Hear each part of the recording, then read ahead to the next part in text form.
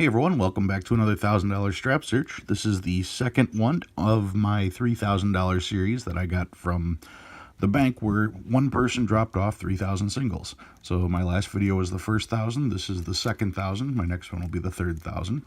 This was basically money that somebody was saving up for vacation. When it was time for their vacation, they cashed them all in and took the big bills out to wherever they were going on vacation. So I bought all the singles and I'm showing what I found. Considering that this was all tip money, it's all well circulated, you're going to see stuff, or I figured I'd be seeing stuff that would be bunched together, and I was right on a number of things. Before I get to what I found on these particular bills, I just want to give you an update on some of the things that I did find. This is one of the star notes that I had shown in a previous video. Of course, it's not in the greatest of shape, but I said I'd check it anyway. And this one turns out to be one of the rarer notes. This one is one of only 500,000 in this group.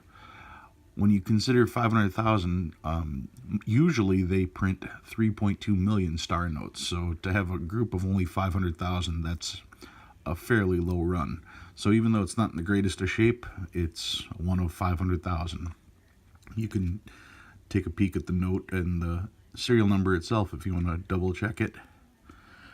And then I also found this bill here. It's a 2013, so it's a current star note, well, almost current star note.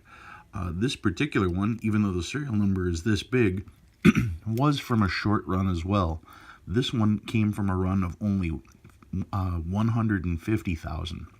So like I said, most star notes are out of batches of 3.2 million.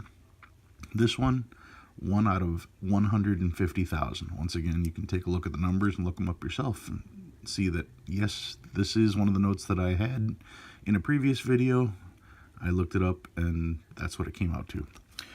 Anyway, so here is this week's $1,000 notes.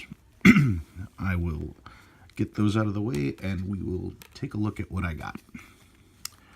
I knew I'd end up finding a Where's George note because that's typically what happens with Where's George. They get used for tips. I did get a lot of notes that had strange markings on them.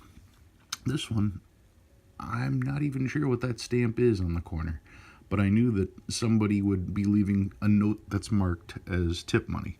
You tend to find notes that are stamped in tips.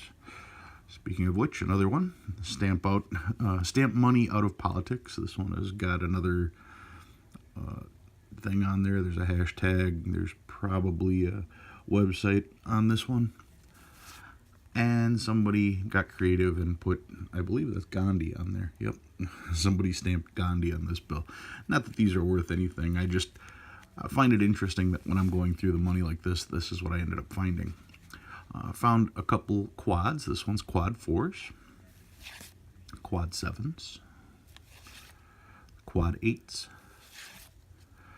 And this one was an alternator, 7 every other number, 7-1, 7-4, 7-3, 7-1.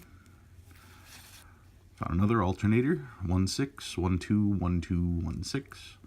Almost a radar number. I had to look at it twice just to make sure it wasn't. Lots of stars in this group. So I will be going through all of these as well. Hopefully one of these that is in nicer condition will turn out to be a rare one.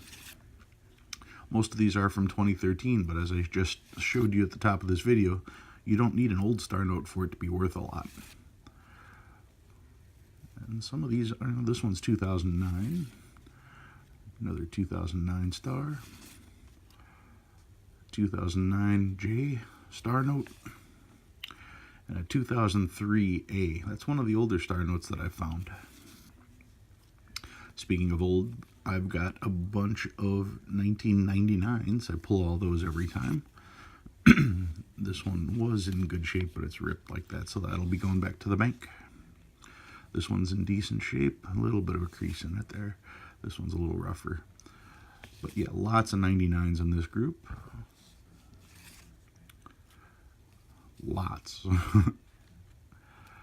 Some are in better shape than others. Couple 1995s. This one's in nice shape. This one will probably be going into my my collection to replace a different bill. Another 95. Another 95. A 1993. And a 1988. That was the oldest bill in that group. So that brings us halfway, well, 2/3 of the way through the tip series, I guess you'd call it. And now for something from my private collection. I saw this online and I had to get it. I thought this was just one of the neatest error notes out there. As you can tell, this note is missing some stuff. The person selling this note called it an obstructed print error. An obstructed print error is when a piece of paper would fall on top of this bill during the printing process, and that would obstruct the green ink from going on the note. And I thought that was kind of interesting, but I did notice that you could see a little bit of green here in the picture. They also labeled this note not only an obstruction error, but they called it a low ink error as well, insufficient ink error. So I figured that's what they were talking about here. So to have two different types of errors on one bill really intrigued me. So I bought the bill, and when I got it, I took a really close look at this bill. And the first thing I was excited about was the fact that it's from 1963A, so that was really cool. But as I zoom in and look a little closer, the first thing you're going to notice is this area here where the seal is supposed to be. You can see portions of the green, but you can also see the word 1. And if you look really close, there's all kinds of little lines inside the word 1. And unfortunately, some of those lines are missing, which means whoever had this bill took some kind of eraser and scratched out whatever was on this bill to make that seal disappear. Probably like one of those great ink erasers, the really coarse ones. So you can actually see the damage to the paper here where this was actually removed, which made me then question the missing serial number. And if I turn it just right, I don't know if you're going to be able to see it, but there is an impression of the numbers. And right about here, there's actually a little bit of green ink.